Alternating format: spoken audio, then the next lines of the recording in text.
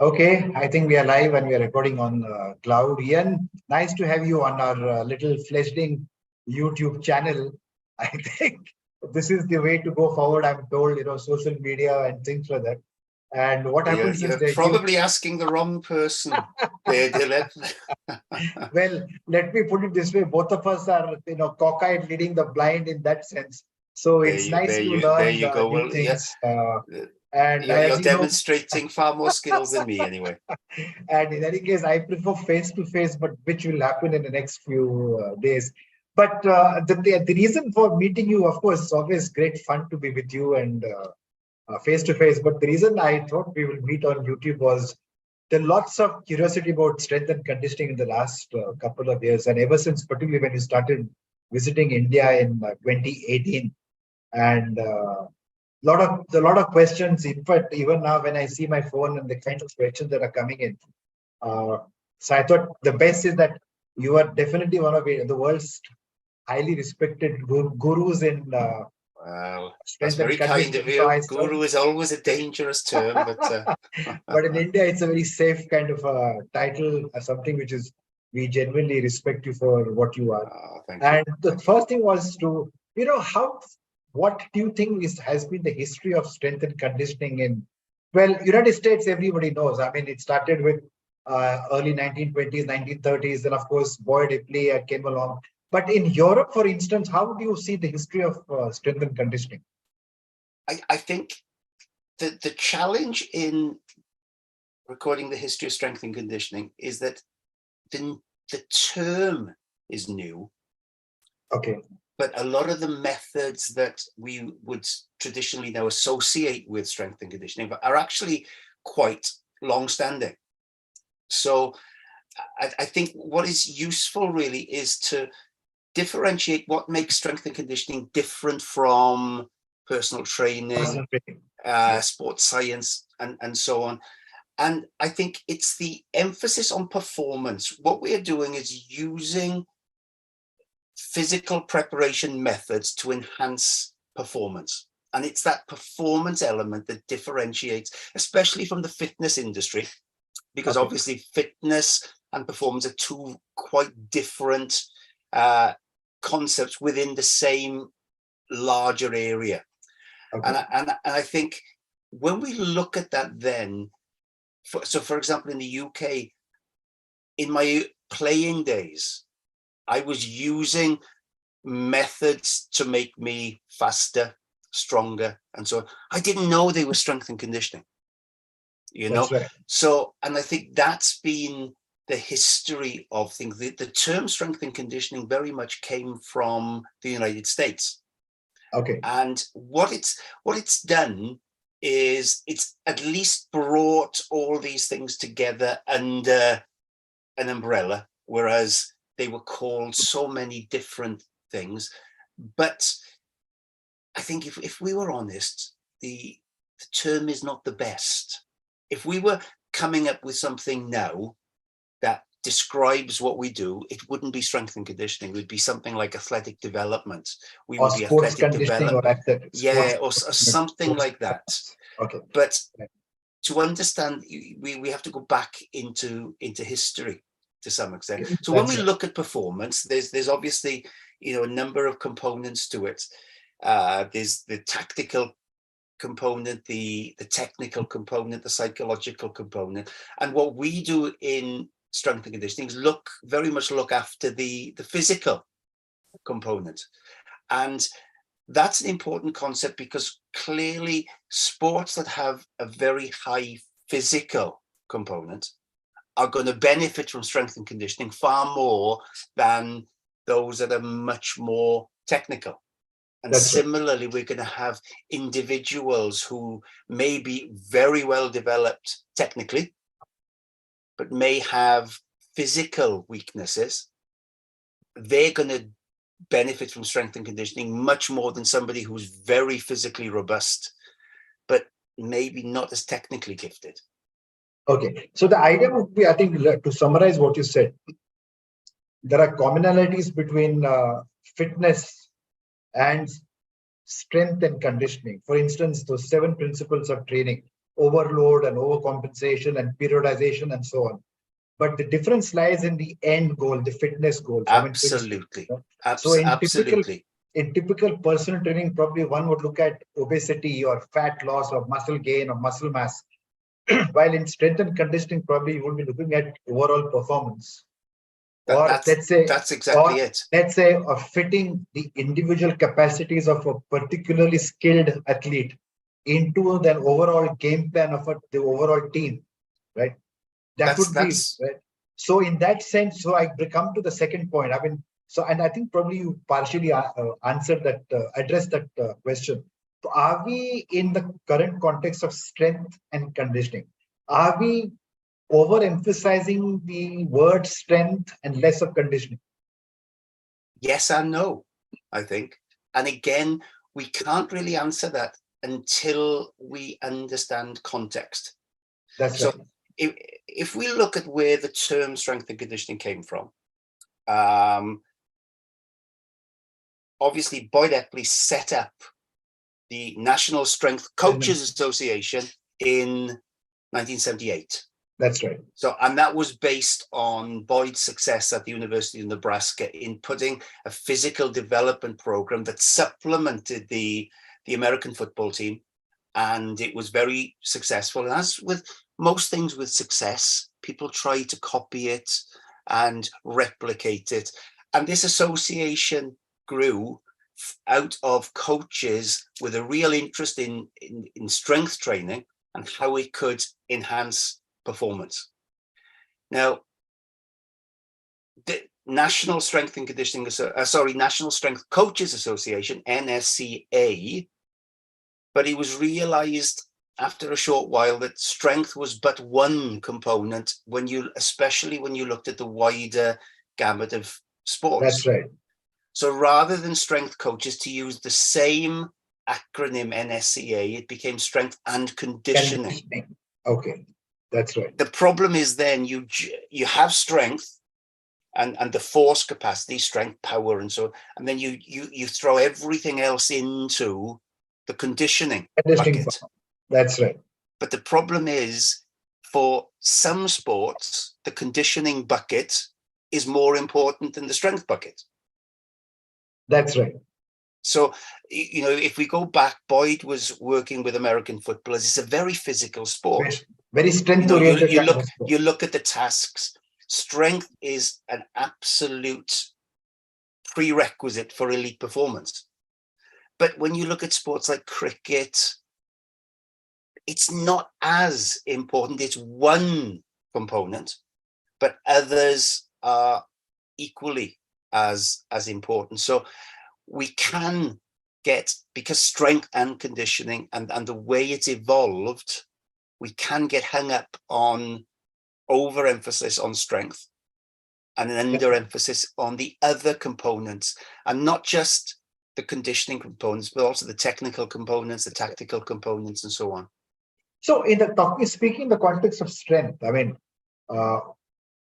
do you think there was, I mean, let's face it, in the 1970s when Boyd Epley came up with, or even before that, I mean, you go back to the famous Bernard Lange. I mean, if you take his German origins, he is supposedly the pioneer of Reverend Bernard Lange or Bernard Lang when he came to America. But I go back to the 1920s, 1930s, but if you take Boyd Epley, 1970s, 1950s, 60s, 70s was also when the Soviet Union, the old East Europeans and the Soviets, and particularly people like, and I follow him quite a bit. I followed the late Yuri Verkhoshansky.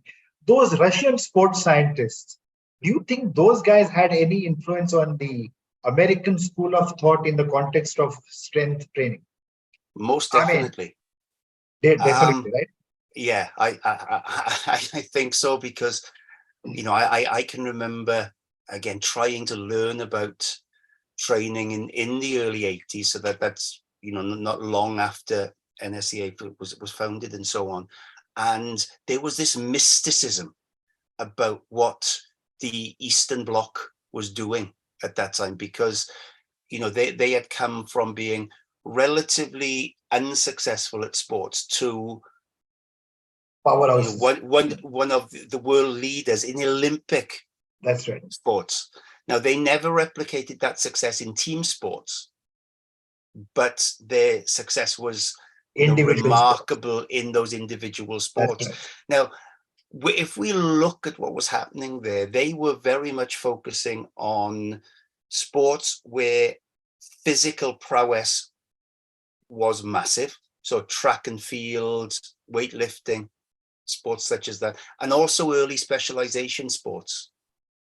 Yes. With their gymnasts and so on. So they devised a system that could get them success with, and utilize the strengths that they had. So they, people like Yuri Veshkashansky and etc. were very much the first applied sports scientists. They were working with the teams, assisting the coaches in making decisions, very data-led, very experimental-led, and undoubtedly they were having a big influence, especially in the way that we structured training. So periodization and all those concepts came out. And perhaps the biggest influence was when the Berlin Wall came down and all that information came out, because it was all kind of leaked and secretive at that point, because they didn't want us to have the inside track on how they were getting their success. That's right. And so coming back to the point of strength, I mean, and of course, both of us have had a lot of discussions since 2018 on this point. Keep aside the focus on strength and we come to the conditioning part of it. And obviously, strength and conditioning has now, a lot of people in India ought to know that. Slowly we are beginning to realize that strength and conditioning is such a multidisciplinary kind of a thing. It's not just Olympic lifting, because whenever I get phone calls, inquiring about our strength and conditioning course, they say, are you going to teach Olympic lifting? As if Olympic lifting is the be all and end all of strength and conditioning. Nobody asks me, or very few ask, how are you going to address this issue post-season, off-season, in-season, pre-season? But obviously, it's a multidisciplinary, holistic kind of an approach. You need to be focusing on nutrition, performance psychology. So how did you in the sense, how did Europe address this thing? Because Europeans are not the same build as, let's say, the Americans. No. Europeans don't play American football. You play football. So how did Europeans or the British address this strength part of it?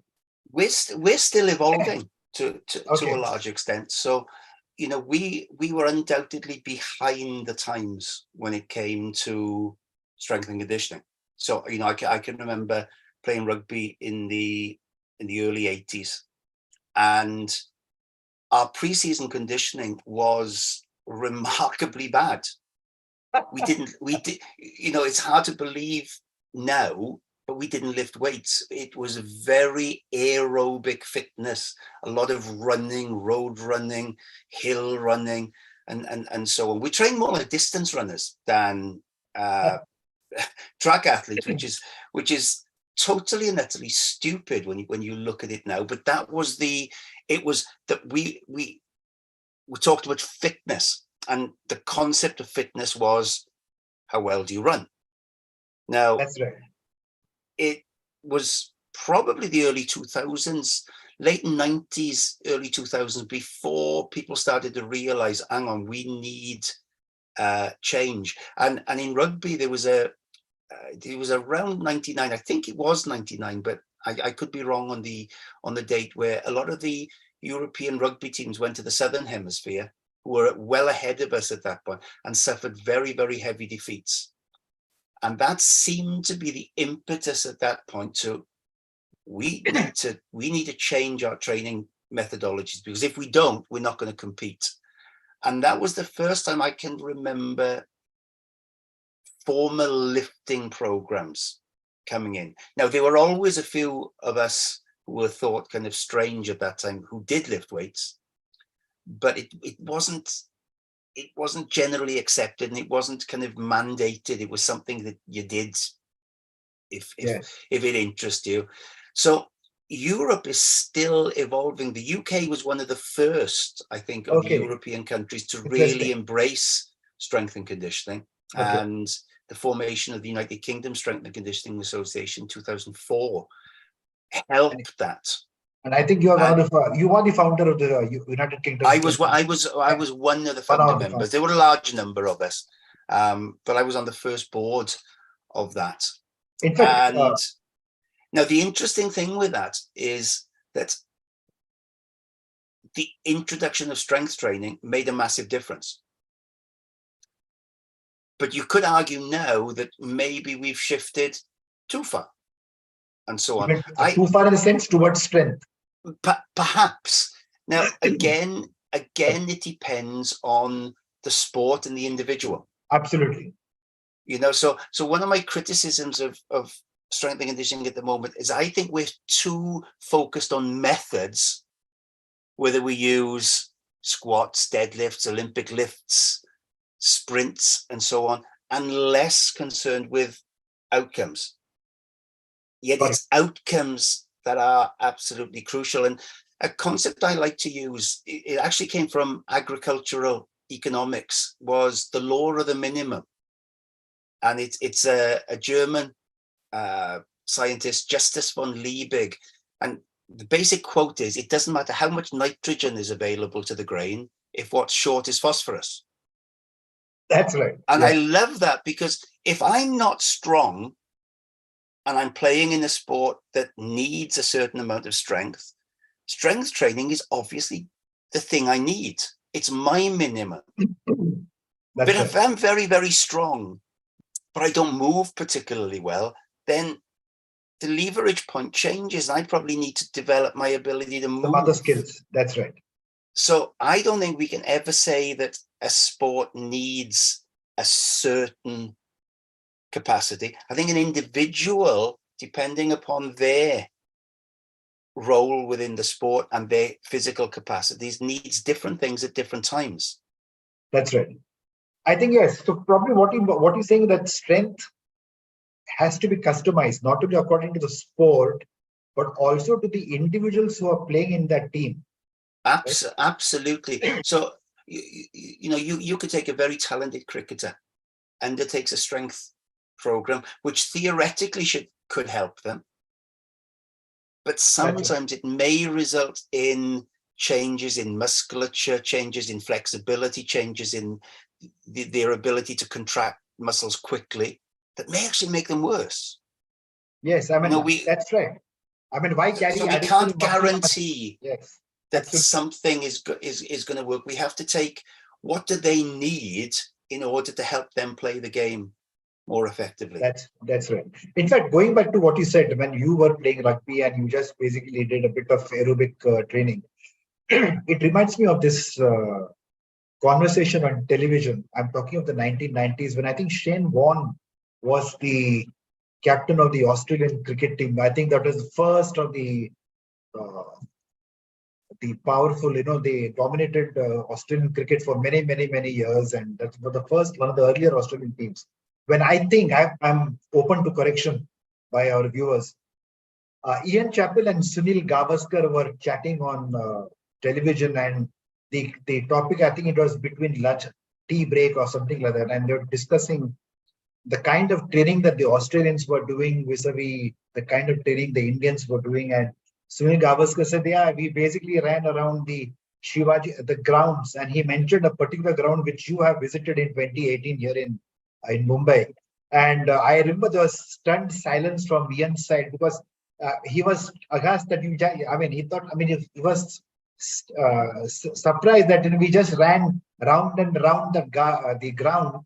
There was no weight training, or there was no other kind of training, So that was the 1980s, that was 1990s. But yes, things have changed thanks to people like Virat Kohli and some of the younger lot who get into a fair amount of. They've actually been following certain principles of strength and conditioning. So probably like what you said in rugby, strength and conditioning has slowly seeped into different sports in India. But that brings back again to the conditioning part. So when you talk in terms of strength, it's not just weight training or Olympic lifting. What are the other elements that get into strength development? Sometimes I don't. I'm talking about in generally, not specific to any Exactly. sport. And again, what I'm going to do, I'm going to go to the output end of it rather than the input end of it. Essentially, what strength does is allows us to apply force to achieve a given goal. Yes. So again, we have to look at the activity itself. So rugby, the game I used to play, you need physical mass, because if you've got somebody much bigger than you running in, those collision momentum makes a big difference. So building mass is important, but also that ability to maintain that capacity to move effectively for the duration of the game and to help move to play the game. But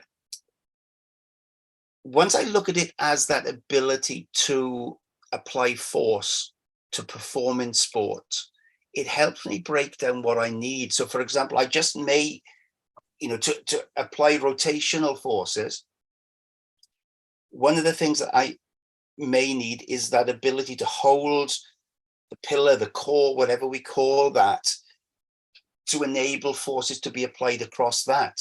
That's right. It may be that ability to absorb and repel a stride as I sprint. That's right. Those two things will require different applications. The latter may require plyometric type training and so on.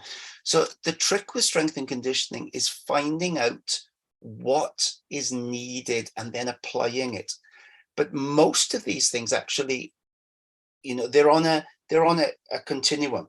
And I think sometimes we want to jump into the most complicated stuff quickly, when, as with most things, whether it's music, whether it's art, you have to be able to do fundamental things first. Yes, I mean, do simple things first, and then develop that into an integrated. And I think the difficulty is it's not sexy, it's not exciting. Doing the simple things, you go to a musician and they will practice those notes endlessly. Yes, and it doesn't sound great, but unless they master that, they can't get to those elite levels. And strength and conditioning is very, very simple. We need to be able to perform a movement pattern before we load it. We need to be able to progress load over time and so on. We don't necessarily have to start at the elite level. That's right. That's right. So a good strength and conditioning, for want of a better phrase, SNC, strength and conditioning specialist, should be should have a decent mastery over weight training, probably obviously functional training, plyometrics. Exactly. Right? It's essentially building a toolkit. If I only have a hammer, I smash everything. A good craftsman will have different types of hammers, saws, chisels, spanners in their toolkit, and they look at the job and they decide what the job needs before deciding upon the tool. I don't think we always do that. We want to use Olympic weightlifting. Well, sometimes we need it, sometimes we don't. We have to look at what it is we need to do, then decide upon the tool, not jam the tool in whatever the athlete. So I think what matters is the destination, the ends, the means to that destination can come a little later. I think that's what I'm trying to say, right? So in the means to the end is important, but the end is ultimately all important. If somebody watched me coaching a lot, they'd say, don't you use Olympic weightlifting? And I said, yeah, I do, but I didn't in that session because we didn't need it in that session. Or don't you do such and such a thing? Don't you do such? Depends what session they're watching.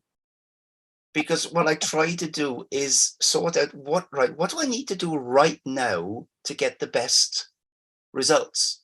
It's not about having to use a method or a piece of technology or a measurement or so on. I like I like to think of it as a gardener, you know, which is a very simple way of looking at it. The gardener will look at what they face. So you just said that you've had a lot of rain. Yes. I doubt if they need to water the plants at the moment. No. But there will come a time, probably later in the year, where maybe a little bit of irrigation, maybe a little watering the plants is needed. That to me is how we should be as coaches, as strength and conditioning coaches, where we do what's needed. Sometimes we need to, you know, lay foundations. You know, I guess everybody plants their rice. They don't harvest it straight away. There are certain processes that you go through before you harvest in due time, and that's what that to me is my analogy of strength and conditioning. We lay foundations. We do the right thing at the right time, but we're on a journey to a given outcome. That's right. That's a very well put analogy. I think it makes sense. Basically, you need patience. You need patience. Yeah, and I mean, I've done it. I can become the most impatient person, but I think if something I've learned over the years is patience pays in the long run. yeah, you reap as you sow, as they say. I mean, it takes time Yes. to develop. And then that brings me to the next question. A strength and conditioning, see, particularly in a place like India, I mean, it is still a new concept, you know. In fact, I would say Absolutely. India, in fact, like most of the Asian countries, we are still novices in this sense. Although to be very honest, in fact, I think I mentioned this to you. Way back in 1999, we started with the International Sports Sciences Association, which was founded by Dr. Frederick Hadfield. He was known as Dr. Squat. And many of our students did his strength and conditioning course, which is quite a good course, and they're doing very well across India. But there are very few compared to the number of personal trainers that we have, and so on and so forth. But this one thing that they realize here, like probably even Europe, continues, it happens probably elsewhere too. It's the coach who rules the roost. It's the coach who thinks that he's the the master of all that he surveys. It's difficult for the coach to delegate responsibilities to a strength and conditioning coach, for example. Yeah, and how does that happen in Europe? And I'll come to the Indian point a little later. Was that a little difficult, when this strength and conditioning concept took root in Europe? It's still it's still in process at the moment. You know, okay. in some sports, it's happened very, very quickly. Rugby is one of those now, so there are strength and conditioning coaches, because I think what happens there is that it's such a physical game that coaches realize that unless they had the raw material of the players with the physical capacities, they couldn't win. Yes, so, it's a strength-oriented sport. Absolutely. Right? Now, but what about football, for example? For other sports, such as football, it's still a long way from being totally accepted. Okay. So a coach, for example, there's always been the other group of sports where track and field is a great example of it, where the sport itself is so physical. That's right. That the track and field coaches always delivered what we would call strength and conditioning. So I think it would be wrong to say that Europe has it sorted. We are well away from that, and it will continue to evolve. Okay. So ultimately, a strength and conditioning specialist or a coach is just a cog in the wheel, ideally speaking. Yes. Yeah. So a typical coach, or let's say the coaching team would have a coach, or let's call him the manager, as you know, in football, European football or English football. Then you would have a performance nutrition, a performance nutritionist, a performance psychologist, a strength and conditioning coach, obviously a sports physio, a physiotherapist, and so on. Am I right? Is that the way? Yeah. So it's basically a team game in that sense. Yes, we are a cog in a much bigger wheel, and the relative importance depends on the sport. So in the sports where physical capacities such as rugby, American football are important, the strength and conditioning coach plays a bigger role. But in other sports, they play a smaller role. That's right. But still an important role, especially with athletes whose main need are physical development. That's right. So you may not need a strength and conditioning guy in billiards, for example, but you may need him in rugby or some other game. That's right. Absolutely. So again, it's looking at the end needs rather than looking at methodologies and presuming that the strength and conditioning coach is going to be the big difference.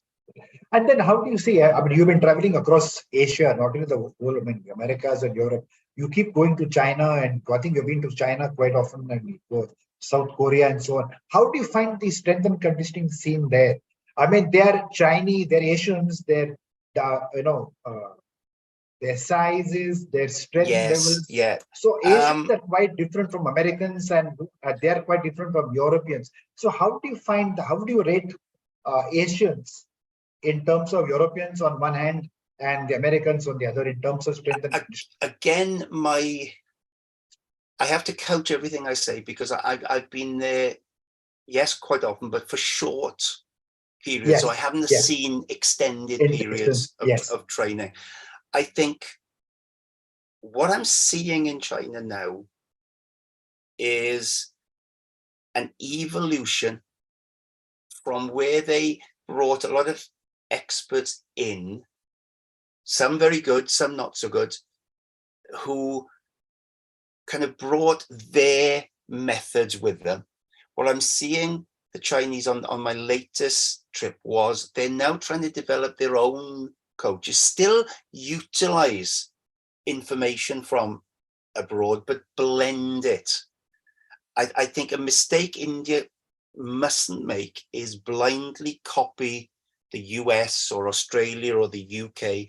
What it needs to do is localize it, pick out what's relevant, be comfortable in saying, well, that doesn't really fit our system, and ultimately develop a system that works in India. And again, it'll work probably quite differently across different parts, depending upon, facilities, depending upon coaching skills and so on. But I think the best systems I see start with excellent coaching at a young age. Yes, I was about to come to that. At the young age or at the school's level. So strength and conditioning ought to start at the younger age, right? I think so. Yeah, because here we look at the so-called, our Indian version of IPL, the cricket professional. So those are basically, I keep telling people, there's only 2-month, 3-month kind of stuff. So our strength and conditioning guys should be looking at the school level. Not only in terms of longer income opportunities, but also that's the place where you start getting experience and training the children. That's the time. Yeah, it's very interesting, the evolving strength and conditioning coach. I speak to a lot of people of my era, and a lot of them were physical education teachers. Okay.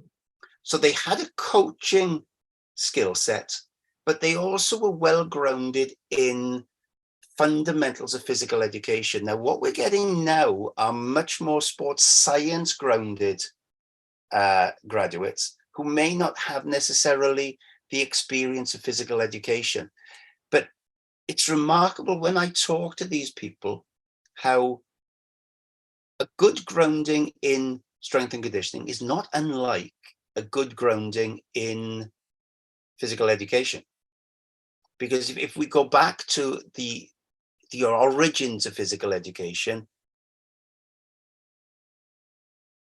how to run, how to jump, how to land, how to throw, basics, the fundamental. Then you look at what's being expounded as long-term athlete development now. It's very, very similar. I just think sometimes physical education has lost its way. And if we can bring that, so you imagine a school in Mumbai and everyone is taught those fundamental movement patterns, squatting, hinging, bracing, pushing, pulling, and so on. They're taught the locomotor skills, my game speed skills. That's right. They develop a good work capacity. You've got a raw material then who can play a number of different games at a relatively high level. They can then be taken on further, so that by the time they get 18, 19, they've got such a good grounding in technical skills, physical skills. That's right. I think basically you need to have a right foundation, a larger, Yes. wider platform. Yeah, That's right. but the remarkable thing about that is that it would look pretty basic. Yes, it doesn't look very glamorous. I mean, it doesn't look very glamorous, but it doesn't need to look glamorous to be effective. Yeah, I mean, it's like I see SNC guys or even advanced personal trainers who speak in terms of angle of the shoulder reduction, number of degrees of angle, and so on and so forth. Because it sounds very glamorous and very technical, but that's not. Do we need that level of analysis when we're introducing movements to young athletes? Absolutely, I agree on that. And even for adults, I mean, the joint structure may vary from person to person, so it's not going to be exactly 3 degrees or 30 degrees or whatever. So ultimately, as we to come back to the original point, ultimately it's the end goal that matters. The means to that destination is important. Exactly. It's the destination that matters, as long as it's done scientifically and safely. Yeah, and again, we're talking performance here, but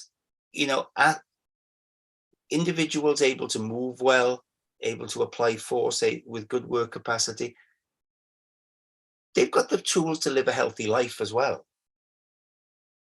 That's right. So while strength and conditioning will eventually funnel those capable into high performance, you're actually widening the base of health and fitness to a much greater population area. That's right. In fact, it reminds me of one of the books I have in my library here. I think as I probably have mentioned this, discusses with you on one of our trips from Goa to Belgaum in 2018. Yuro Verkhoshansky in one of his books mentions the school, the system that he helped develop for the Soviet school system. They had the badges kind of a thing where every child in the school had to take part in physical exercise, not sports. I'm bringing up the motor skills that you specifically mentioned, and that the badging system, and they had to give examinations for that. Although that did not prevent them from being promoted to the next grade, but that is how they built their foundation for better performance, higher skill. So it's not just that the Soviets doped or had steroids. One of the reasons they did well in sport was that they had a much wider foundation, a pool of high quality athletes.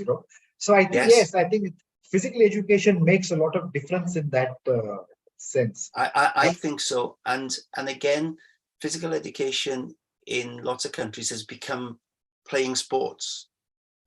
Whereas to play sports well, you actually need a base of motor skills, physical skills, and so on. And maybe in our rush to become current and cutting edge, we've let many excellent ideas go, ones that perhaps we need to revisit a little bit.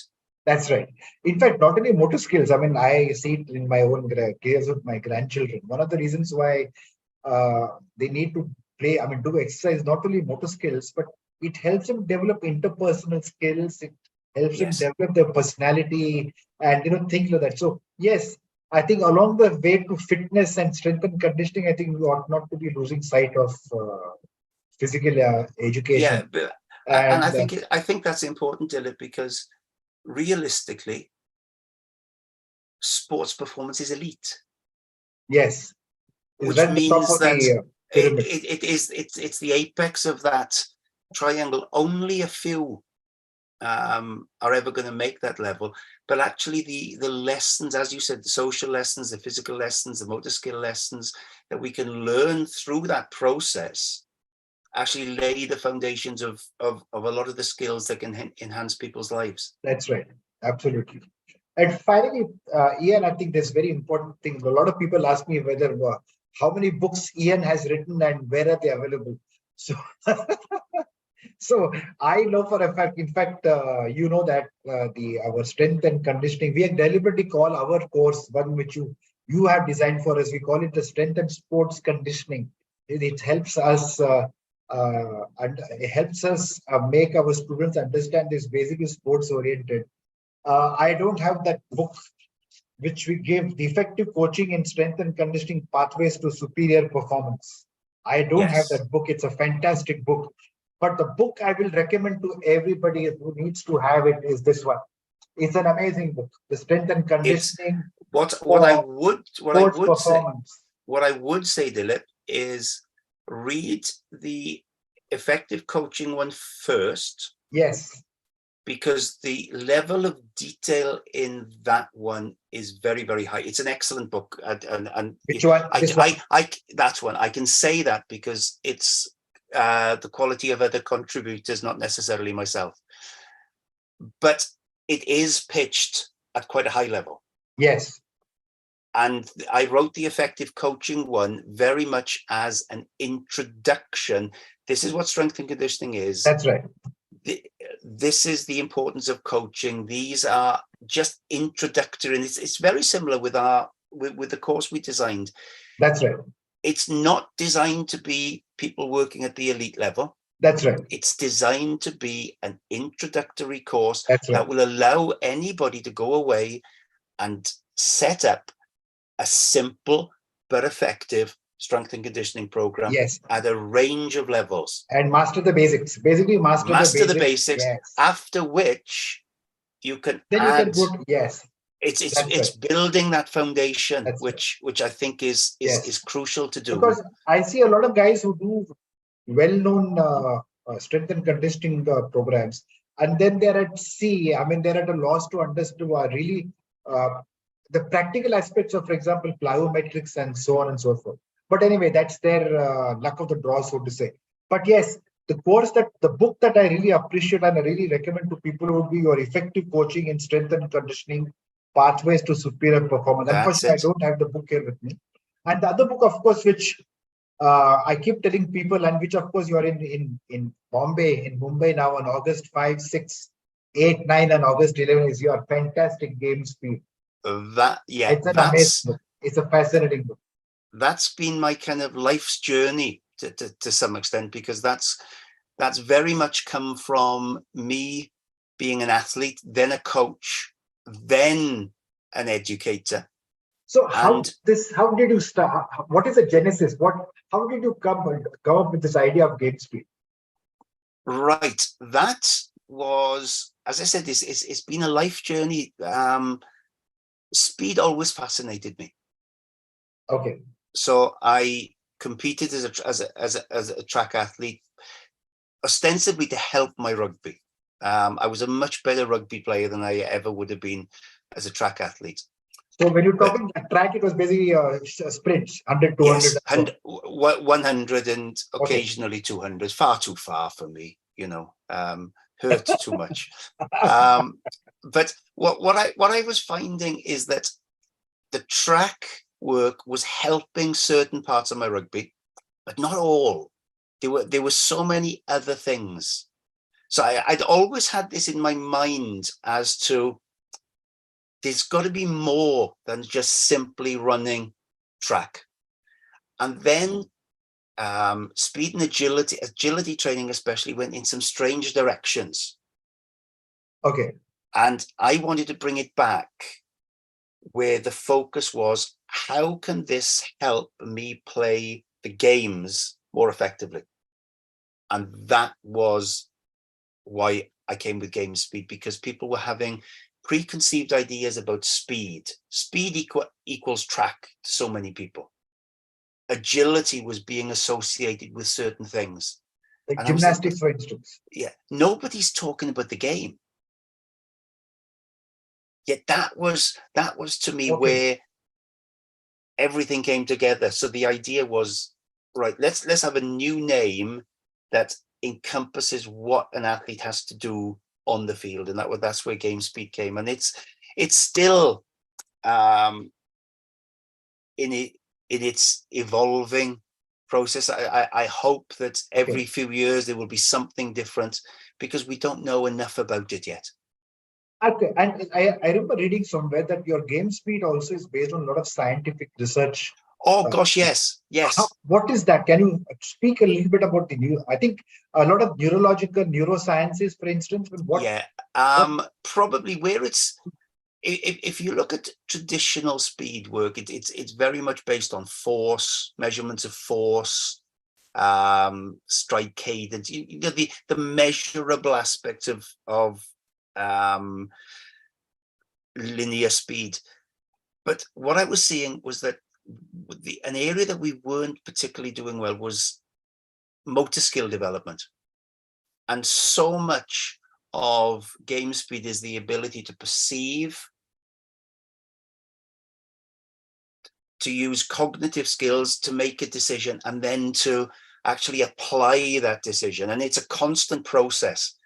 That decision leads to another level of analysis, another decision, and so on. Yet we weren't really looking at that, because we were thinking that speed was very much a physical process. All of this was being lost. So the research I was doing was remarkably showing me that some of the things that I thought may have been a little bit crazy in the past actually had a theoretical basis to them. Okay. And it's been triangulating the views of the athlete, the views of the coach, and the views of the science, and bringing those together in what I hope is a logical, sequenced approach to developing these movement skills.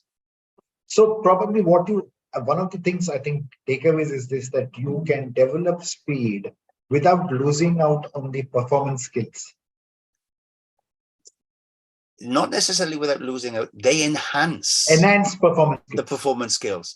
Because if you think, whether it be cricket, if I can enhance my ability to anticipate, cut off a ball, got it, I may be able to stop a run, to a run out. That's right.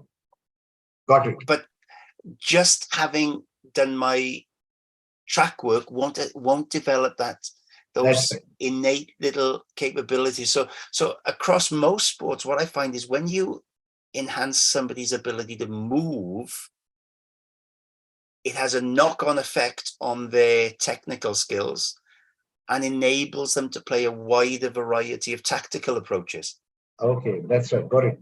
So it is not a single-dimensional linear kind of thing. You begin and I think that's why, if I look at strength and conditioning as a whole, a lot of people are much more comfortable in the weights room than they are on the field. That's right. Yes. And I think what happens there is that if I watch a deadlift in India next week and I watch a deadlift in the UK, there's not that much difference. There's a model of it. We can look at the start position, the initial movement, and so on. But there is so much variation in the way people move on the field that there's all this complexity in there. That's right. And we love, as coaches, certainty. We love the ability to be, we can measure that. If we look at that angle there, and we can adjust this and so on. It doesn't fit anywhere near as well on the field, where people move in different methods with different goals. And so I love that uncertainty. I love that variability. I love trying to get to the bottom of it. I don't think a lot of people do. They prefer to go into areas that they think they know well. And I think that's why some err towards the weights room work more than the field-based work, because it is easier to have your right models, your wrong models, and so on. And then a final question, of course, RAM, for maximizing your performance, warm-up. It's a very interesting thing. I mean, we take warm-up for granted. Normally, in fact, warm-up is done because it's supposed to be done. It's taken, it's like as separate as changing your clothes in the changing room and then entering the the weights room. So how did this thing? It's a very very useful kind of a thing. Again, it's come from that triangulation from athlete, coach, and science. So one of the challenges with rugby in my playing days was, even at the highest level, it was technically amateur. So we had to have jobs to support it, which meant that our time for training was limited. So what I wanted to do was come up with a way of warming up that got me ready, but didn't take 40, 50 minutes. Because otherwise I just couldn't fit in everything that I needed to do within a week. So by the time you put 2 or 3 team sessions in, then you'd have to hit your weights room, then you have to do your speed and agility work, plus potentially playing 2 games. Oh, so that was my athlete approach, whereby I found I could get very useful work done in a relatively short period of time. That went on to coach, where I was coaching a national team and I had 20 minutes. What could I do that got the best results in that 20 minutes? Then what I was finding was, if we go into the sports science research, the best way to develop a skill is to practice it regularly. So that triggers off, well, what if I could put as many of these skills into the warm-up as I possibly can? That allows me to practice them each and every session. Then I looked at the sequence. Well, if you can develop the temperature-related effects, that allows greater range of motion. That then allows the development of intensity up. So there was the raise, activate and mobilize, potentiate. And then it was just a matter of fitting bits into that had a theoretical background, but gave me the results I needed as a coach. Brilliant. And that was the origins of it. So that's fascinating. I mean, both game speed and ramp, I find, are concepts which are absolutely utilitarian. I mean, they can be used very, very. I mean, I can read the book, apply them, or attend your 2-day program. Actually, apply them in on my clients or trainees or whatever. So they are so useful, very, very useful. Well, that's very kind of you to say that, and I guess because they came from an applied need, they had to be useful. That's right. To some extent, they weren't kind of a theoretical thing that I developed. They were something that I needed as an athlete, I needed as a coach, but I used the theoretical information as well to make sure that they had sound basis to them. That's right. That's wonderful. So I think we come to the end of our rendezvous. And of course, last but not the least, congratulations for being elected as the president-elect of the National Strength and Conditioning Association. And obviously, I think I mentioned it elsewhere also. Probably there's any individual who has globalized strength and conditioning, it's Professor Ian Jeffreys. And I'm very lucky. Our academy is so lucky to have you with us in India since 2018. And August 4, another 3 days time, 4 days, you will be here in Mumbai. We go to take you to Guwahati, the New Mumbai, and then end of October, you are back here to teach the strength and conditioning guys. That's a good response this time. So thank you so much, Ian. I'll see you on Friday morning. Thank you, Dilip. Friday morning. Hour went very, very quickly. Very quickly. And Friday, I'll see you at the airport on Friday morning. That's fantastic. Okay. Be safe till then. God bless. Thank you so much. Thank you so much. I can't wait to see you. Take care. Bye-bye. See you.